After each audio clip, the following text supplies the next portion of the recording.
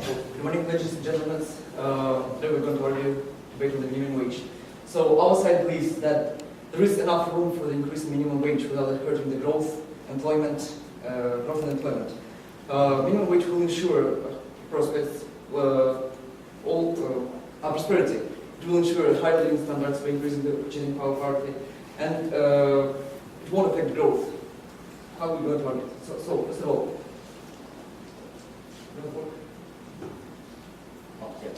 here's the diagram. The classical textbook theory says that if you will impose minimum wage, it will kill the growth. But in fact, in reality, the always minimum wage is at below the market wage. As a result, increasing the minimum wage will only increase employment by encouraging people to get the work. So this is what's in reality happening in the real economy. And here's some evidence. Here's some evidence of minimum wage and employment. It's took from the OECD countries in 10 years period. Where's Tibet? Sorry? Tibet? OECD countries. Oh. Where in Tibet? Tibet is not OECD. And if you have a look at this, of course, not adjusted for the seasonal unemployment, but higher minimum wage actually doesn't kill employment. Actually, if you look at that, countries with the very high minimum wage have quite a lower average unemployment in the last decade. So there is no significant evidence of the unemployment. For example, economists, famous. Okay, wait. Let's go back to that diagram. That seems kind of interesting. This one. One OECD one. OECD. Yes. So the bottom is average official minimum wage. Well, some countries have average. Shouldn't it be relative minimum wage? Like, Well, this is because some countries have collective bargaining agreement, which is the same as okay, but wait, same way as minimum to wage. say that, I'm just trying to figure out what you're talking about. Average official minimum wage. As you move to the right, it's getting bigger. Yes. In There's no US evidence. dollars. But isn't minimum wage relative to what the average wage is? Isn't that Yes. the relevant point? It is around. So if the average wage in the US is $50 and you had a minimum wage of 40, and yet average wage in Slovakia was $3. Yes, this. So are you plotting absolute minimum wage or relative? Absolute minimum wage, average. So that proves nothing. In this time period. But it's proof that there is not going to be an effect on the unemployment.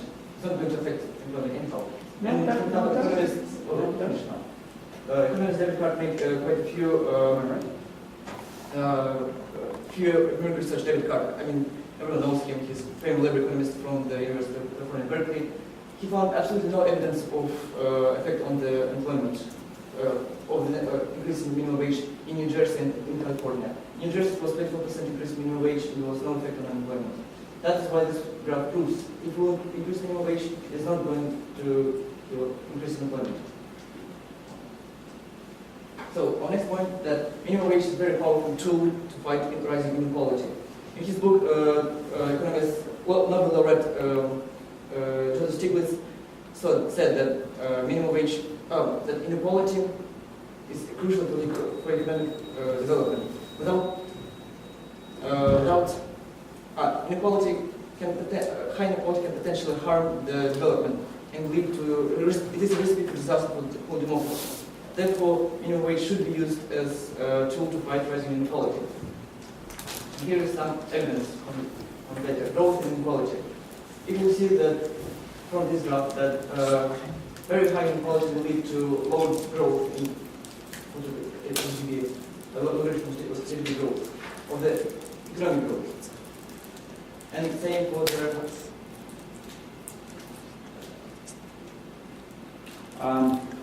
what I do. oh yeah.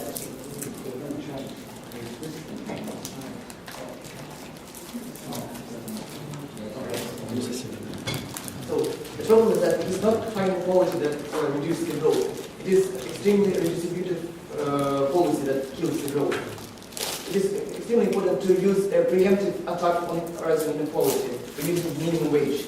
When we use minimum wage, there will be no rights of the social discontent that for people who belong to the left and there will be no high tax rate. Therefore, it's extremely important to use minimum wages redistributive What's the policy, Gini index? Gini of inequality index. The highest to 100% is in very unequal society. Say again? Unequal society. Higher 6 in an unequal society. The higher it gets, more unequal society. Therefore, more unequal society on average grows slower. And this is GDP per capita. It's the same effect on the economic growth. Okay, So, make your last point because we need to hear the... last point.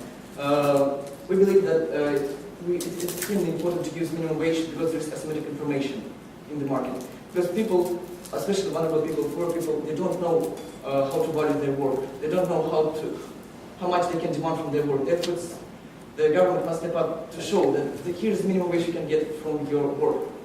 It is protection against monopsony of the employers. Thank you. All right, next aside your opening statement. So minimum wages are bad because... Well, we're going to have here against minimum wage as a policy, as a... Who would you be? As a... Say your name. Shamil Tianyan. And, yeah, the government implementation of minimum wage as an anti-poverty policy, like you mentioned, that is equity as opposed to economic efficiency. And when we're talking about economic policy, I think we think that efficiency should trample over equity. From a macroeconomic stance, an increased minimum wage by the government is inefficient, as it moves the price of labor away from the equilibrium point. We argue that an increased minimum wage is detrimental to the economy, as the market can allocate wages in a more efficient manner. Our first argument is that there's never any need for government intervention when the market is operating at the equilibrium, because consumer and producer surplus are maximized. And even in the period of market failure, we still say that the government intervention in the market is unnecessary. For instance, during a recession, when there is an excess of labor, the employer simply would not comply with the wages that are far above the market value, thus creating a deadly social loss. Our second argument is that minimum wage policy can lead to adverse consequences, and now I'll elaborate on that. Well, if the minimum wage is in place, then it brings up the production cost of goods and services, any goods and services in the market. Then the employers have two options to set off to make up for the lost revenues. They can either hire less people, or they can increase the price level of the goods and services that they are producing. And if we focus on the second case, then that will bring up the price level, which leads to inflation. And inflation is bad because it creates, it redistributes the money from the landlords to borrowers, also creates many costs, leather costs, and generally scares away investment. But what's the most important thing, in the society with high inflation, there's no trust of the government, there's no trust of the currency, so it will generally worsen the economy. Our final and perhaps the main argument is that increasing minimum wage would cause higher level of unemployment. With introducing an obligatory minimum wage, the government places a certain value requirement on the minimum wage workers. Employers are not willing to hire inexperienced workers for the wages that are above their actual value, and thus they would hire less people. Since less people are employed, output levels go down, consumption investment are reduced, and the economy in general suffers. The economists from the University of California, David Newmark, Jane and Jan Salas, together with Federal Reserve Board economy, explain minimum wage policies as a trade-off of higher wages for some, against job losses for the others. Our groups believe that trade-off is not beneficial to the economic growth. As an anti-poverty policy, minimum wage is very clumsy. It's not well targeted, because it is targeted to fight poverty to people that are below the poverty line. But in fact, while it makes it harder for them to join the labor market. Okay, Tom. Now, affirmative, you can ask them whatever you want to. No, you rebut whatever they've said. You don't get much time on it, only a couple of minutes to rebut what they've said. Well, I think the negative side has made too much sense. And you would be Gerald. Gerald, yes. LDR and Edison. Okay. So I believe that the negative side has made too much assumptions in their opening argument.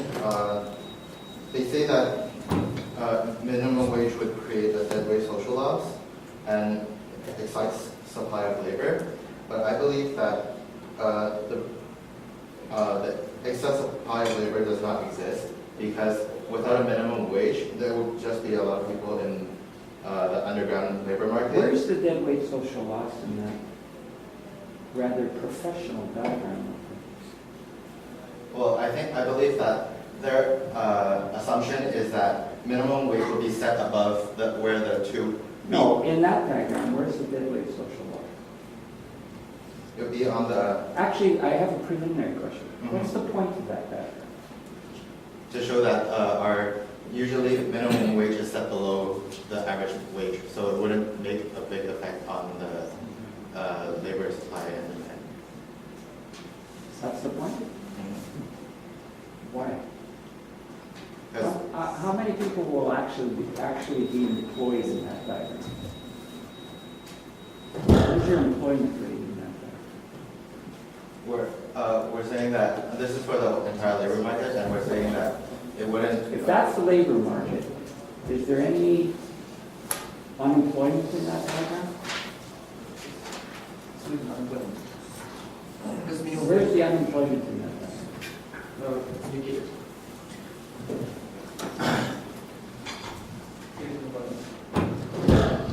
That's unemployment? Yes, people will be discouraged to work. You sure? You might want to rethink that one. In this case, the minimum wage is non-binding and it doesn't cause any. Well, Yeah. it gives us employers to assume that this is market price for the Okay, let's go work. back to Econ 101. Did you take Econ 101 from me? Good, you're lucky. We won't ask you from who you took it, but, okay, is there I any? want to know. And I won't tell you. But that's what lunch is for. Is there any unemployment in that diagram? You said there is. I disagree with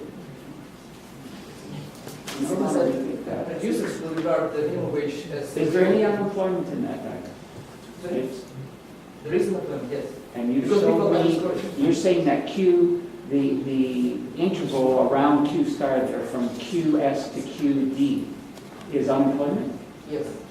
Well, because. So if your quantity demanded is greater than your quantity supplied of labor, The you've got diagram is wrong, unemployment. now you need to figure out why is it wrong. There's something wrong with that diagram.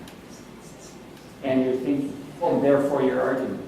The simple example is, let's say, the market clearing wage rate is $10, and the government tells you you can't pay less than $8.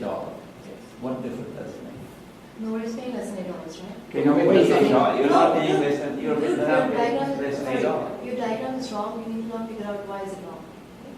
Well, So it's average minimum wages, you can't charge a wage, you can't pay a wage less than I've that. got a good They're not. idea. A negative. What's wrong with this diagram? Go show us. Pointing doesn't help you. You should have brought a laser pointer. Seriously. But you don't have. Just jump. When demand is greater than supply, there will be an excess supply. Or the demand is that the demand for labor is more than the supply of labor. There will be. Okay, you got it. So in this diagram itself, right now at Q star, we are at equilibrium point. That is your, I guess, your point of Y star. So right now, at equilibrium, the demand equals the supply, then everyone who is employed is getting paid what they want to get paid. So at that point, In other there is words, no you've got full unemployment. employment, don't you? Yeah. So this diagram is Oh, yes. a perfect market. Yeah. Well, we see this. Is there any unemployment in that diagram? No. There is. Because There we're is at any, but- equilibrium. Well, there's a word up there. It says unemployment, then it's pointing to some That area. double. But the problem is the supply. People will not be willing to work for very low wages. Why are you arguing with the wrong diagram? You need to realize that is wrong, right? Cut your losses, yeah. So there's a pin up there, grease pin. whiteboard pen. Why don't you draw this out with the correct pattern?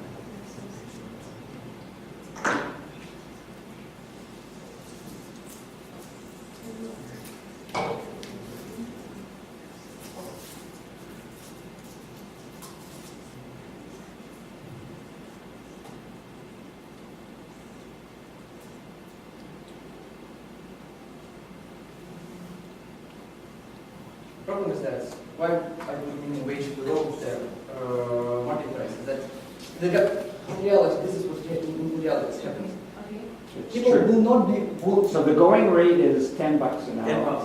Give an example. Give me an So example. put $10 out there. W star equals That's easier 10. to understand. And the government says, so just W equals 10. Okay, and the government says you cannot pay less than 8. Yes. Does it make sense? it makes sense because the Well, producers. put an 8 there, put an 8 there. Maybe we're not getting, maybe he hasn't finished that. Producers will don't know the exact amount of that is in the market is $10 per hour. Therefore, they will assume it is if the government imposes minimum wage $8, they will assume it will be below the minimum wage. Therefore, they will put they will pay somewhere near the $8, Okay, and people will be discouraged to work. okay. For example, second employer in the house. So you're saying that there are certain market frictions that are preventing the employer from knowing what the market wage is?